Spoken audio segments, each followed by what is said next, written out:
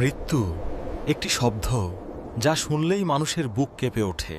কিন্তু জানেন কি, একদিন এক নবীর সামনে নিজেই মৃত্যু এসে দাঁড়িয়েছিল।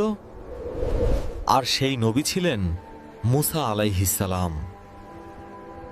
শুনতে অবাক লাগলেও এই ঘটনা সহিহ হাদিসে বর্ণিত।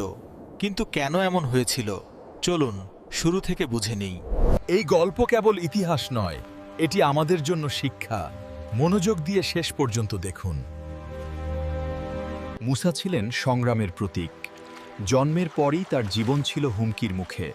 ফেরাউনের জুলুম তাকে থামাতে পারেনি। আল্লাহ তাকে নবুয়ত দান করেন।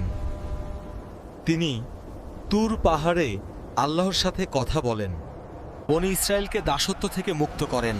লোহিত সাগর আল্লাহর হুকুমে দ্বিখণ্ডিত হয়, তবুও তার কওম বারবার নাফরমানি করত। এই দায়িত্বপূর্ণ জীবনেই হঠাৎ আসে সেই দিন, যেদিন মৃত্যু নিজেই দরজায়ই আসে। আল্লাহ পাঠালেন তার ফেরেশতা আজরাইলকে, কিন্তু তিনি আসলেন মানুষ রূপে। কোনো পরিচয় প্রকাশ করা হয়নি। তিনি মুসাকে বললেন, আল্লাহর ডাকে সাড়া দিন। মুসা অবাক হয়ে তাকালেন। মানুষ হিসেবে তার প্রতিক্রিয়া স্বাভাবিক ছিল।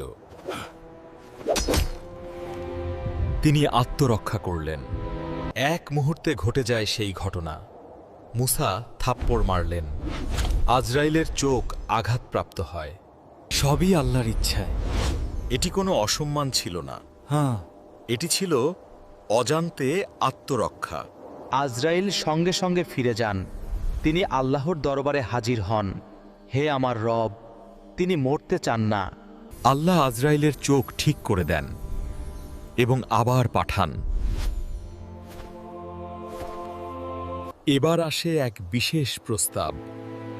আপনি চাইলে আও দীর্ঘ জীবন পাবেন। একটি ষাঁড়ের পিঠে যত লোম, প্রতিটি লোমের বদলে 1 বছর। মুসা প্রশ্ন করলেন, তারপর কি? তারপর মৃত্যু।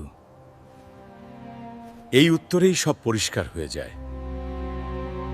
তাহলে এখনই দুনিয়ার মোহ তাকে আটকে রাখতে পারেনি।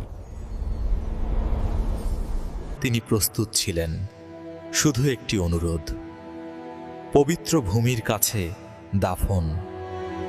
এভাবেই বিদায় নেন এক মহান নবী। এই ঘটনা আমাদের কি শেখায়? মৃত্যু এড়ানো যায় না, কিন্তু প্রস্তুত থাকা যায়। নবীরাও মানুষ, কিন্তু আল্লাহ তাদের সম্মান দেন। আজরাইল আমাদের সবার কাছেই আসবেন। প্রশ্ন একটাই, আমরা কি প্রস্তুত? মুসা আমাদের পথ দেখান। ভয় নয়, বিশ্বাস। আল্লাহর ডাকে সাড়া দিন। সময় থাকতে, আজ থেকেই। এই গল্প এখানেই শেষ নয়। আল্লাহ আমাদের সবাইকে সুন্দর মৃত্যু দান করুন। আমিন।